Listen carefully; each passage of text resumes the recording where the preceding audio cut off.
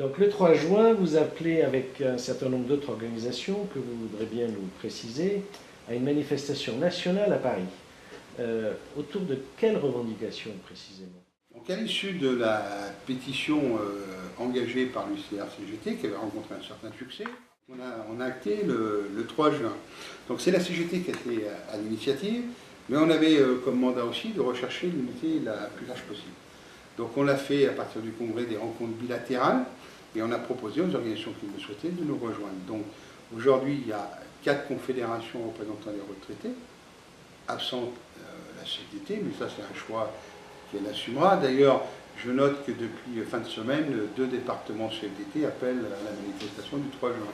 Donc ce qui veut dire qu'il y a le débat quand même chez eux. Et puis l'UNSA, y compris sur, en mettant en cause un peu sa capacité de mobilisation. Mais la CGT, on a continué à travailler. Donc là, on a 4 confédérations qui appellent, donc CGT, Force ouvrière, CFTC et CGC qui nous rejoint.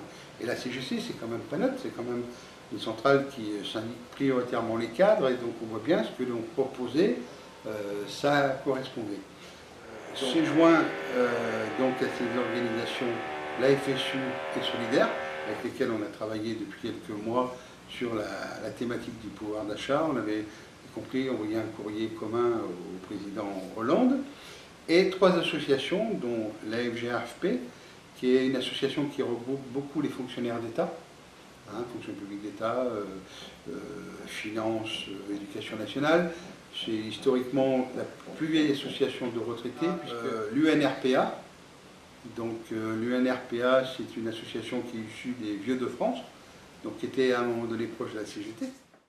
Et puis la dernière association qui est proche de la CGT, c'est Fresco, c'est LSR, Loisirs Solidarité Retraite, qui est forte d'une vingtaine de mille d'adhérents. On sait que notre plateforme, telle qu'on l'a proposée, qui vient de la CGT à l'origine, mais qui a été consensuelle parce qu'on n'a pas cherché à faire de la surenchère, on avait des thématiques, on avait des mandats, on les avait annoncés.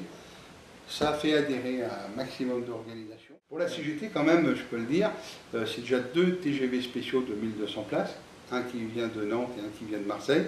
C'est des camarades qui ont pris des billets dans des trains, soit des groupes, soit différents systèmes. C'est une centaine de cars, déjà, qui est, fin de semaine, qui étaient là. Et puis après, il y a toute la question région parisienne, et tous ceux qui vont venir en voiture. Et ça, c'est la CGT. Mais après, il y a l'ensemble des autres organisations, et on sait qu'elles font un effort particulièrement. Les principales revendications? Alors, les principales, la première, c'est ce que j'ai expliqué, le pouvoir d'achat, première source d'inquiétude. Alors, avec les différentes mesures du gouvernement et des gouvernements, la non-revalorisation des pensions, ça c'est à l'ordre du jour. Deuxièmement, c'est qu'on est sur la loi sur l'adaptation de la société au vieillissement qui était promis par Delaunay, mais comme le changement de gouvernement, on a mis dans les cartons, mais il semble là aussi que le gouvernement entende qu'il prépare, et notre revendication, comme il a affiché surtout, il paraît qu'elle viendrait là dans les 15 premiers jours de juin en Conseil des ministres, donc on verra ce qu'il en sera.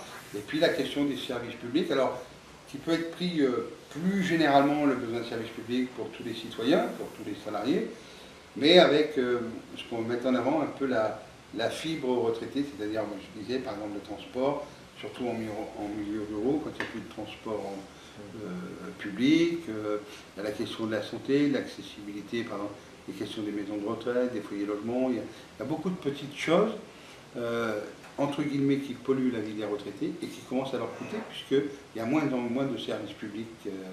Et donc ça aussi, ça rejoint la première revendication de la question. Dans le plan d'austérité, tel qu'il est, son financement, tel qu'il est annoncé, il y a le cadeau au patronat, mais le gouvernement Hollande a stigmatisé les retraités. Vous voyez qu'avant d'être retraités, ils ont été salariés et ils avaient compris, vécu une certaine galère, y compris pour joindre les 2 bouts. C'était pas évident. Tout le monde ne s'en va pas à Marrakech ou au Baléares. Et d'ailleurs, s'il y a un Français sur 2 qui ne part plus en vacances en tant que salarié, il n'y a quand même qu'un retraité, voire 2 retraités sur 10 qui y va.